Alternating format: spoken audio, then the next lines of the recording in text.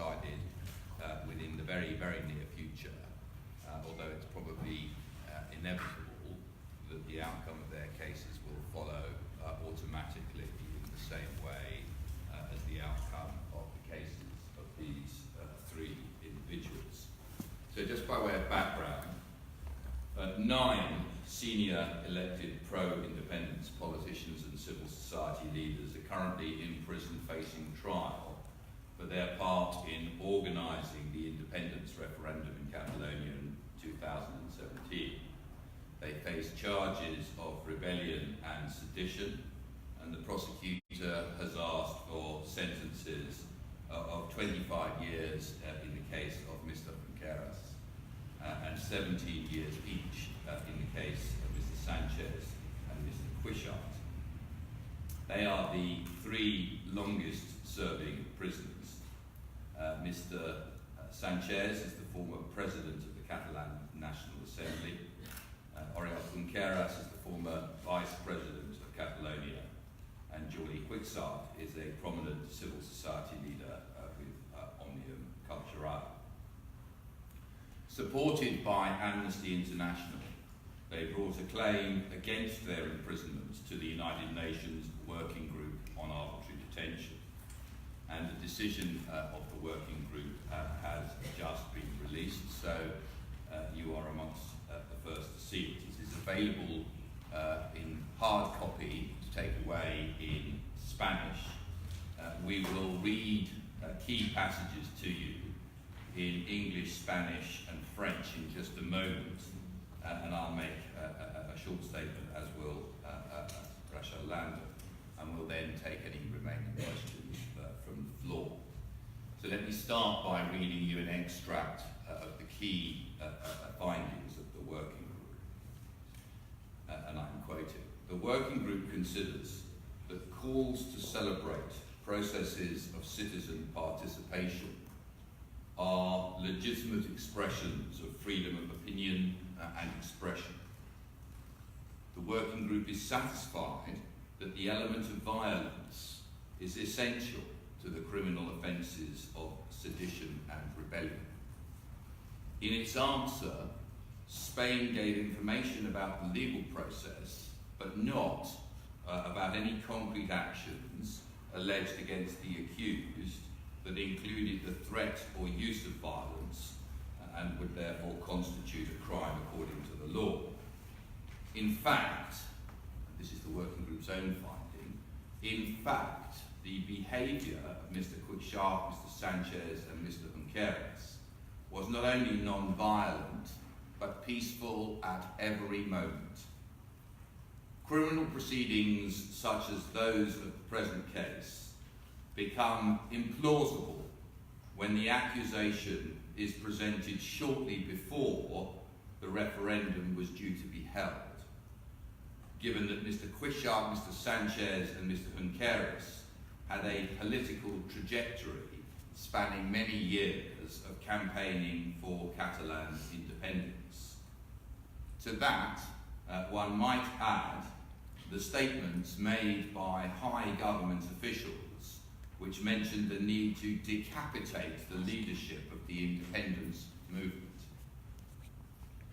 The trial of Catalan civil society leaders and political and politicians, said the working group, is a path of coercion. The trial is a path of coercion. The ruling goes on. The Catalan political prisoners are being tried for exercising the right to freedom of opinion, expression, association, assembly, and political participation under the Universal Declaration of Human Rights and the International Covenant on Civil and Political Rights. There is no legal basis, the working group found, for pre-trial detention or a conviction. Since the allegations are being tried at the moment, the working group says it will watch the proceedings closely to see if there are any further violations of Spain's international law obligations. Pausing there for a moment, as I said, the prosecutor in Madrid has asked for sentences of up to 25 years imprisonment in this particular case. In the passage that I have just read, the working group is making it quite clear that if any of the accused are sent to prison at the end of the trial, this will amount to a further violation of international law for which Spain will be held accountable. If the judges in Madrid now convict them and sentence any of them to a term of imprisonment of even a week, they will be setting Spain on an irretrievable collision course with the United Nations. Returning to the decision, and I quote, "The working group found elements indicating that the judges in Spain had preconceived ideas regarding the dispute and accordingly were not impartial. The working group asks the Spanish government to take the necessary measures to remedy the situation of Mr. Cuixart, Mr. Sanchez and Mr. Junqueras without delay, to bring their situation into line with international law, including the legal obligations imposed under the Universal Declaration of Human Rights and the International Covenant on Civil and Political Rights, to which Spain is a party." It then goes on to deal with remedy.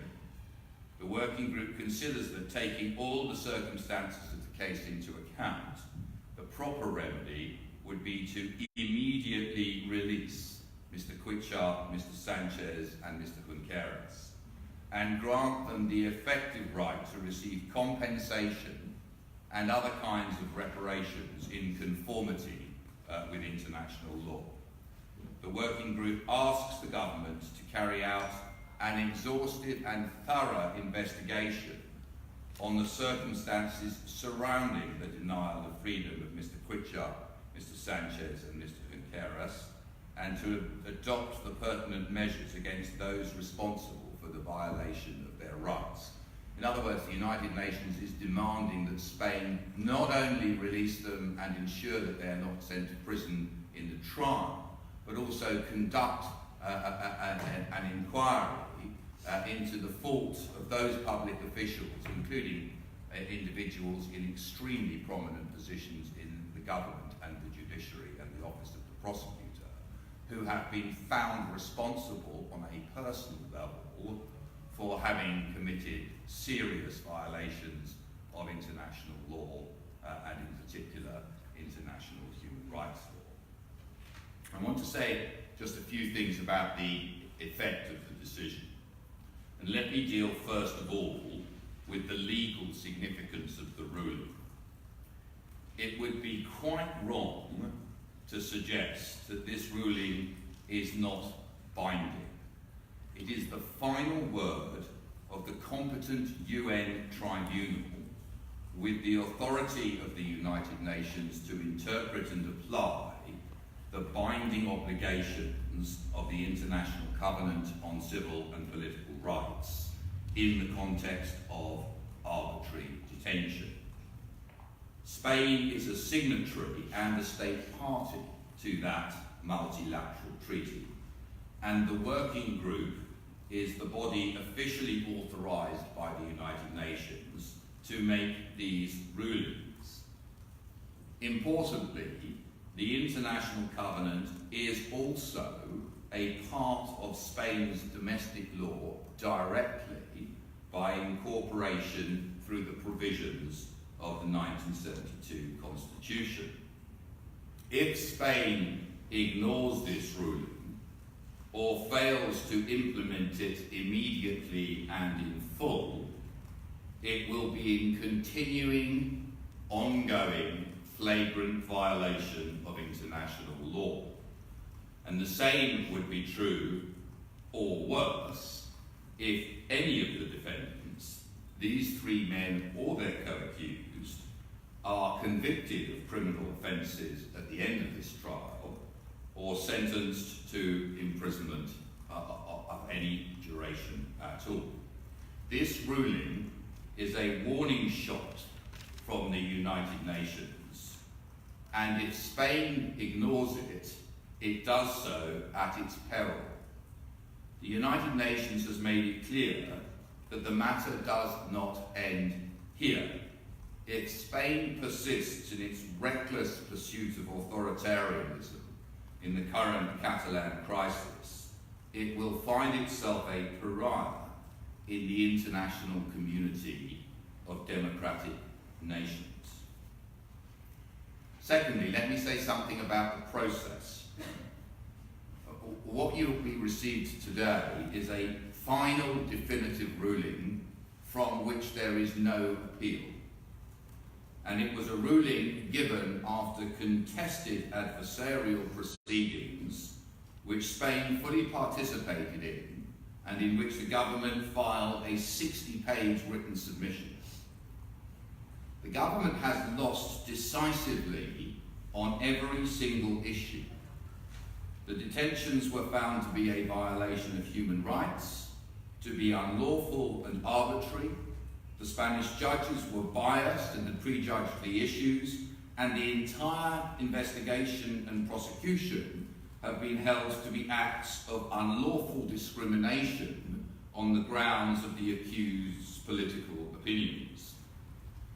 As the working group expressly confirms in its ruling, that these three men and all of their co-accused in the current trial are political prisoners in the true sense of the word, something almost unheard of in Western Europe in the modern era.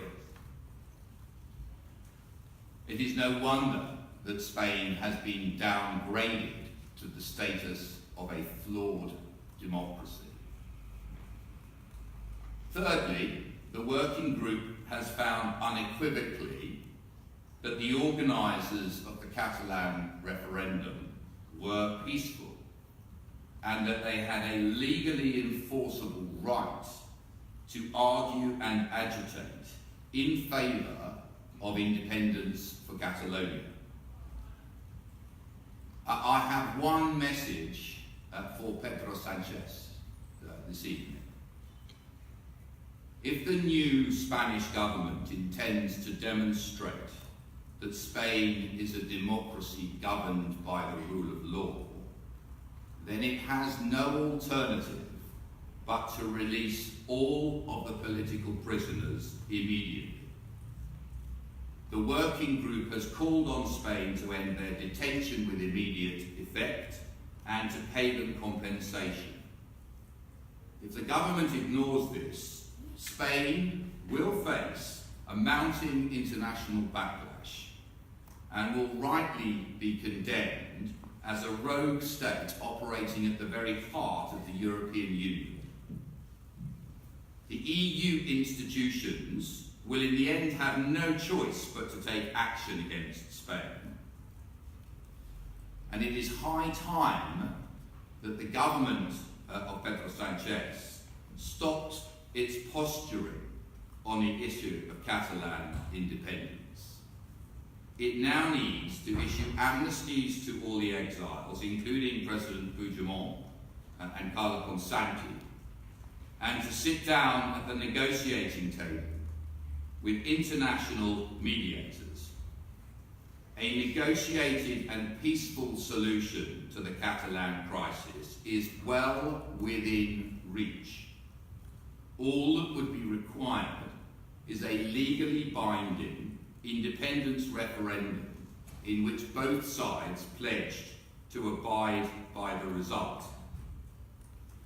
If the government in Madrid now squanders this opportunity, the results could be catastrophic for Spain as a whole.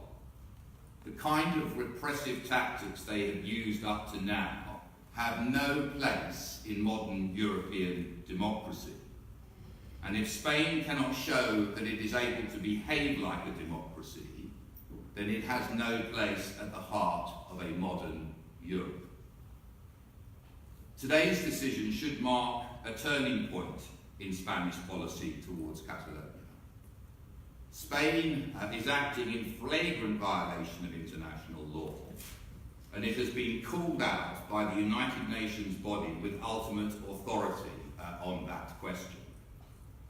If Spain does not now immediately release all of the political prisoners and sit down at the negotiating table, the government in Madrid will soon find itself struggling against the tide of international public opinion. The Spanish government needs to shake off the authoritarian instincts that are a hangover from Franco's enduring dictatorship and move rapidly, very rapidly, into the 21st century.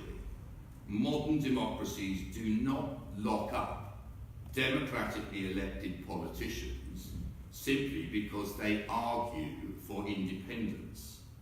That is the hallmark of repressive regimes and has simply no place in the European democratic order. Thank you. I'm now going to hand over to Rachel Landor, who will give you some remarks in Spanish and French.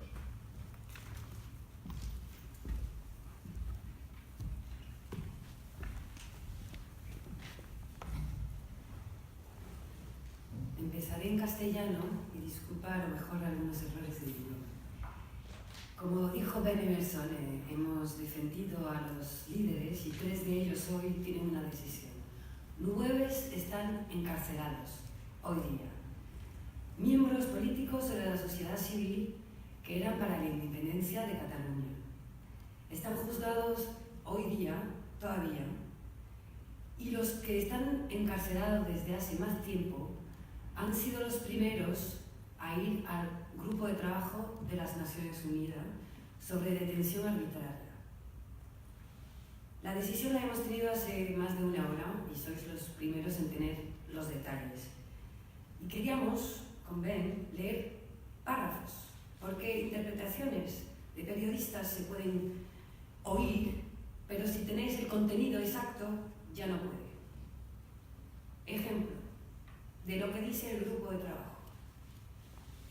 El Grupo de Trabajo, al mismo tiempo que constató que el referéndum está permitido en España para una amplia gama de temas, incluso el relacionado al presente caso, considera que los llamados a celebrar proceso de participación ciudadana son expresiones legítimas del ejercicio de la libertad de opinión y de expresión. El Grupo de Trabajo verificó que el elemento de violencia es esencial para la calificación penal de los delitos imputados. En su respuesta, el Gobierno ofreció información sobre el proceso independentista, pero no presentó información sobre acciones concretas de los acusados que pueden haber involucrado violencia y, por lo tanto, constituir delito conforme al derecho aplicable. El Grupo de Trabajo constató que las acciones de los señores Cuixart, Sánchez y Junqueras, anteriores o posteriores a la celebración de la protesta, no fueron violentos, tampoco incitaron a la violencia y sus conductas no han dado como resultado hecho o actos de violencia. De lo contrario, es que no se puede parar, todo es interesante e importante. De lo contrario, consistieron, y me equivoco de página, en ejercicio pacífico de los derechos a la libertad de opinión, expresión, asociación, reunión y participación. Un proceso penal como el presente caso se vuelve inverosímil si se analiza con el momento político convulso en el que se presenta la acusación y en fechas cercanas a la posible celebración de un referéndum, cuando los señores Cuixart, Sánchez y Junqueras llevan años de trayectoria política impulsando la independencia de Cataluña. El Grupo de Trabajo fue convencido que las acusaciones penales contra los señores Cuixart, Sánchez y Junqueras tuvieran por objeto justificar su detención como resultado del ejercicio de derechos a la libertad de opinión, expresión, asociación, reunión y participación política, defendidas por los artículos del Convenio Internacional de los Derechos Civiles y Políticos. Más lejos, el Grupo de Trabajo, y tendréis la decisión, indica que el tribunal no fue imparcial, que no era competente, que la presunción de inocencia ha sido violada por las declaraciones, los pronunciamientos de altos funcionarios del Estado que han mostrado a la ciudadanía una anticipada responsabilidad penal de los detenidos, pudiendo llegar a influir sobre la imagen en los mismos ante los órganos judiciales. Y por fin, y también es importante, por fin, hay muchos otros detalles, pero es importante leerlo. La detención de los señores Cuixart, Sánchez y Junqueras se llevó a cabo en detrimento del principio de igualdad de los seres humanos, al haber estado motivado por su opinión política.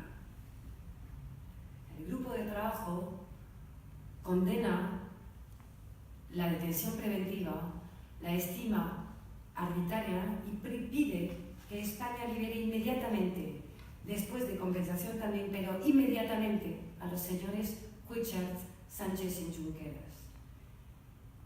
Estos son párrafos de la decisión, pero, y como lo decía Benemerson antes, lo que algunos van a decir que no es vinculante, no teníamos otras opciones. Es el primer órgano fuera de España que ha mirado todo el asunto, que ha visto todas las decisiones y que nos dice que es una detención arbitraria. Es un tribunal de la ONU, no es cualquiera, es el único grupo de trabajo de la ONU que tiene el poder dado por la ONU que España ha firmado, diciendo que esta detención es arbitraria, que no cumple con los requisitos de convenios y tratados internacionales que ha firmado España, que hacen parte de la Constitución española. España sería en violación flagrante, de nuevo, a todos sus instrumentos internacionales, y no hablamos de cualquiera. El Convenio Internacional sobre los Derechos Civiles y Políticos, la Declaración Universal de Derechos Humanos, estaría en violación concreta si no cumple. Si no cumple, si no los libera y si los condena. Y España estaría en el banquillo de los estados democráticos, hay que recordarlo. Y también hay que recordar un detalle: el Parlamento Europeo, que tampoco sería un órgano que no se escucha y que España no forma parte de él, se refiere a las decisiones del Grupo de Trabajo de la ONU, todavía en marzo pasado, se refiere a ellas porque son importantes, porque tienen valor, porque han mirado la legalidad entre lo que han hecho un Estado, y frecuentemente no es un Estado de Europa, y los convenios y derechos humanos. Esta decisión también es muy importante porque hay que recordar que España ha contestado 59 páginas para ser exacto. Ha contestado y había pedido tener una prórroga para contestar. O sea que España hoy dice, o podría decir, que no es vinculante, pero ha querido contestar, ha querido tomar tiempo y ha contestado con muchas páginas. Pero en todos los puntos que habíamos puesto adelante, todas las violaciones, todas han sido reconocidas. Esto es una violación manifiesta de todos los derechos de los tres acusados hoy.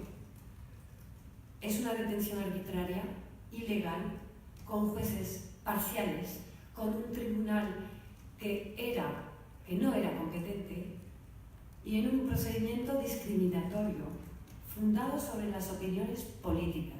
Y por primera vez, y desde hace muchísimos años, no demasiado, muchísimos, tenemos unos presos políticos y reconocidos como tal por el grupo de trabajo. Hoy pedimos, y si España quiere ser una democracia en el corazón de Europa, hoy tiene que liberar y conformarse en una decisión de un grupo, y no cualquiera, el grupo de la ONU sobre las detenciones arbitrarias. Y he sido larga en español, pero ahora voy a tener que pasar al francés. Et donc, peut-être pour un auditoire français, je vais maintenant expliquer les mêmes éléments de cette décision après avoir sollicité le groupe de travail de l'ONU pour 3 des détenus les plus longuement détenus, messieurs Cuixart, Sanchez et Junqueras. 9 sont toujours détenus aujourd'hui sont jugés actuellement. Le procureur aurait d'ailleurs sollicité même 25 ans d'emprisonnement dès cet après-midi. Ce sont des membres de la société civile, des membres du gouvernement catalan, qui ont été incarcérés et qui sont jugés pour avoir fait partie du processus indépendantiste catalan. Ils ont saisi le groupe de travail qui était la seule issue possible pour reconnaître que leur détention est arbitraire. Et la décision a été publiée il y a un peu plus d'1 heure, et donc vous en avez, je vais vous faire lecture de certains paragraphes, vous en avez aujourd'hui la primauté. Le groupe de travail a considéré, entre autres, et je vous lis les paragraphes précisément dans une traduction qui sera peut-être parfois imparfaite. Le groupe de travail, tout en reconnaissant et constatant que le référendum est permis en Espagne pour de nombreux thèmes, et notamment celui relatif au présent dossier, considère que les appels à manifester sont des expressions légitimes de l'exercice de la liberté d'opinion et d'expression. Le groupe de travail a vérifié que les éléments de violence essentiels pour la qualification pénale des délits imputés n'existaient pas. Dans sa réponse, le gouvernement espagnol a donné des informations sur le processus indépendantiste, mais aucune information utile sur les actions concrètes que les accusés auraient pu avoir et qui auraient pu constituer de la violence, et donc les délits et crimes qui seraient alors applicables. Le groupe de travail a constaté que les actions de messieurs Cuixart, Sànchez et Junqueras, antérieures ou postérieures à la célébration, à la manifestation des 20 et 21 septembre, n'étaient pas violentes, n'incitaient pas à la violence, et leur conduite, au contraire, n'appelait pas à des actes de violence.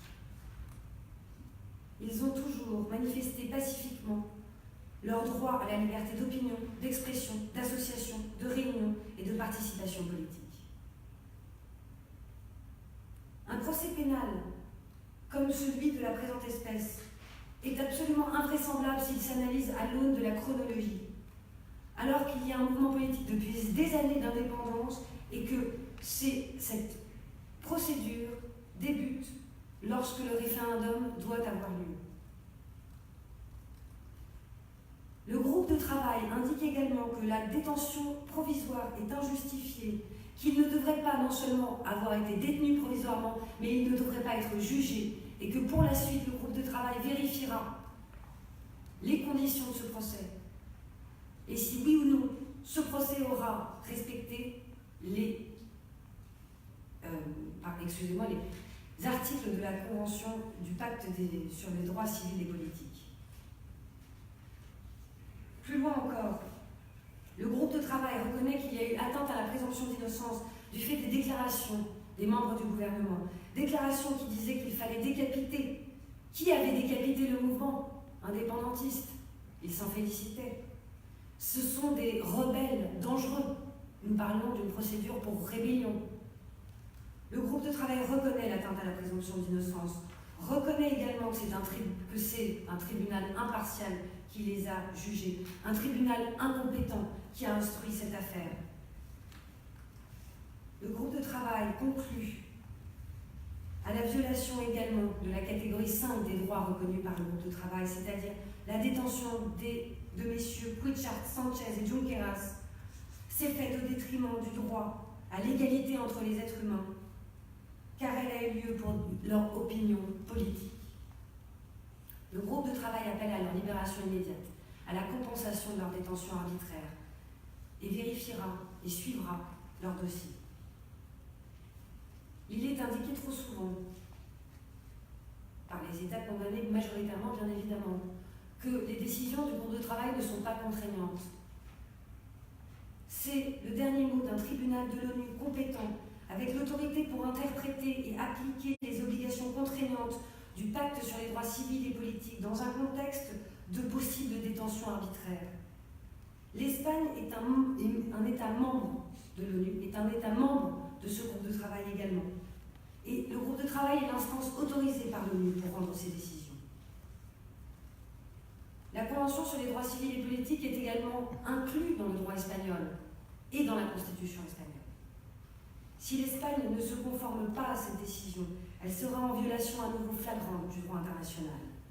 Et il faut rappeler que le Parlement européen aussi se réfère à ces décisions du groupe de travail. Cette décision est également une réponse définitive après les arguments donnés par chacune des parties. L'Espagne avait demandé un délai pour répondre, ce qui signifie qu'elle y accordait une importance. Elle a répondu en 59 pages. Et pourtant, aucun des points soulevés par nous n'a été rejeté par le groupe de travail, parce que l'Espagne n'a pas pu répondre à nos arguments et le groupe de travail a dû constater la détention arbitraire de ces 3 personnes. La détention arbitraire, illégale, les idées préconçues des juges, le tribunal incompétent et une procédure discriminatoire basée sur les opinions politiques de ces 3 hommes qui sont reconnus dans cette décision comme des prisonniers politiques, et cela faisait fort longtemps que dans une démocratie on n'entendait plus ce terme. Ce sont 3 prisonniers politiques et il est demandé à l'Espagne, clairement, de les libérer immédiatement. Maintenant, nous répondrons à quelques questions. So, thank you very much.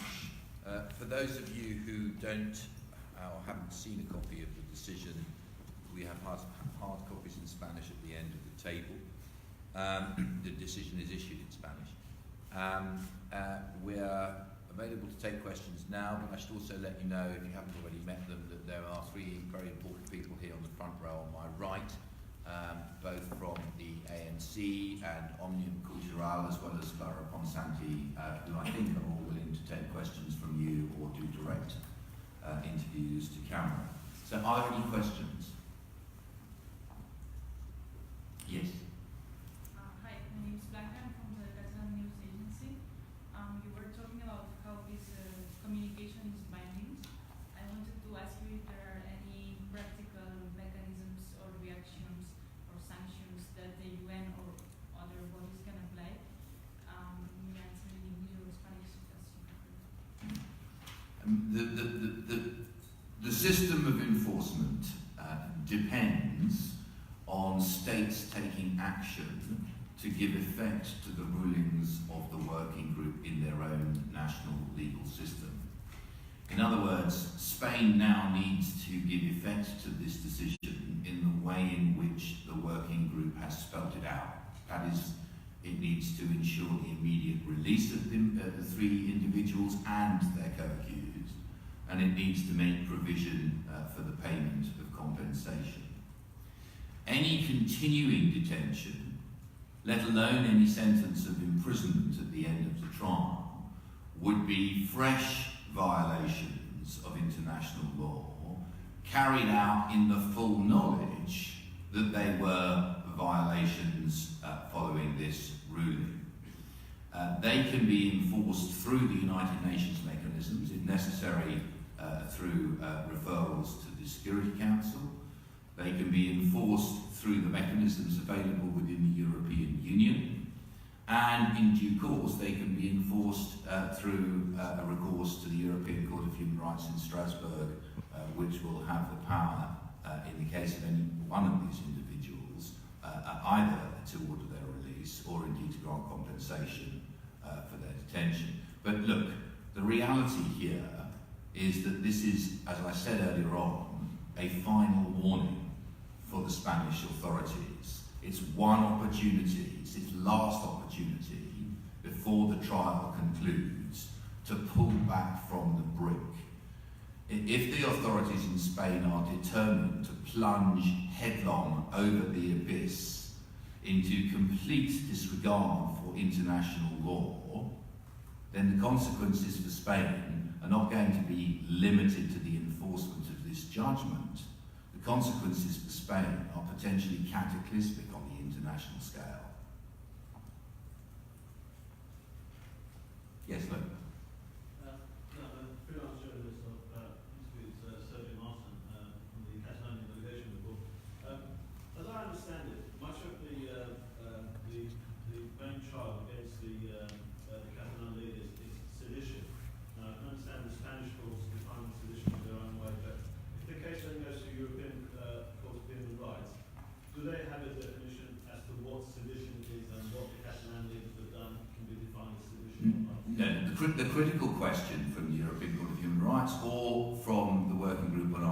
detention, or indeed any United Nations or Council of Europe or European Union institution is this: did the acts committed by the accused constitute the legitimate exercise of their political rights to free expression, or was it legitimate to criminalise them, whatever you call it, the offence, on the basis that they involved an incitement to or use of violence? And that is the question, start and finish. It doesn't matter how you qualify it, unless somebody is advocating the use of violence or using violence, the expression of a political agenda, it is protected free speech. So the short answer to that is that it doesn't matter how the Spanish law chooses to define sedition. They could make it sedition to wear a woolly hat in the summer, but it makes no difference at all. The question is, was the conduct, which is the basis of a criminal arrest, prosecution, and in this case detention, conduct that involved incitement to violence? The answer of the working group here is an unequivocal no. These people were peaceful, not only non-violent, but actively advocating a peaceful solution and a peaceful protest throughout. And to be honest, that is the end of the question. Democracies do not put people in prison for the peaceful expression of political opinion. Any further questions? No? Okay, great. Oh, yes, sorry. Something from the Catalan Public Television. In the case of Mr. Assange, we've seen constantly the UK ignoring the. I'm sorry. Could you start the question again? Yeah. In the case of Mr. Assange against the United Kingdom, we've seen constantly the British authorities ignoring the opinion of the Grup de Treball detention. Why we should think different in the case of Spain reacting to this opinion? It's always invidious to make comparisons between two very, very different cases. The decision in the Assange case was obviously a controversial one, but I don't seek to justify or to enter into any debate about what was or wasn't done there. This is a wholly different set of circumstances, because there's no doubt that these people have been detained by the Spanish state, and the Spanish state is responsible in international law not only for the decisions of the government and the prosecutor, but also for the decisions of the court. It is answerable in international law for the decisions of all three branches of government: executive, legislative, and judicial. So first of all, the primary distinction is there's no question but that Spain has been responsible for keeping these democratically elected politicians in prison for over a year, separated from their families, for doing no more than the exercise of their lawful political rights. That's the first point. There's no controversy surrounding the correctness of the decision. Secondly, it is directly enforceable in Spanish law because it's based on the International Covenant on Civil and Political Rights, which is a part of Spanish law. So it is a violation not just of international law, but of Spanish law to keep any of these three in custody or any of their co-accused in custody for a day longer. And the longer it goes on, against the background of a clear finding from the United Nations, the worse the breach will become. Now, at the end of the day, the process of mobilising other states around the need to take action here is self-evidently beginning already. The ultimate backstop is that Spain is conducting these proceedings under the heavy hand of the European Court of Human Rights. Now, obviously, that court can't intervene until the proceedings are over, but this should be the clearest possible warning that it will do so, and it will find the detentions unlawful if they do not stop now. And so, on multiple different levels, there can be no question that Spain is bound in international law, in domestic law, and subject to the coercive jurisdiction of the European Court of Human Rights to take action. And when you have the working group demanding an inquiry into how Spain could have deviated so far from the rule of law to be imprisoning democratic politicians for peaceful protest, and requiring that the officials responsible for bringing this situation about, including Judge Lorena and all of the judges who've been accomplices to this dreadful state of affairs, should be the subject themselves of an investigation to secure their accountability for an act of political discrimination. When that request is made very, very clearly by the working group on arbitrary detention, those involved should be looking to make arrangements themselves, because democracy is coming to Spain, and in due course they will be held accountable for their conduct. So if there aren't any further questions, we'll close the press conference, but there will be the three people I mentioned to you earlier on available for head-to-head interviews if that is of any assistance to you. Thank you very much for coming.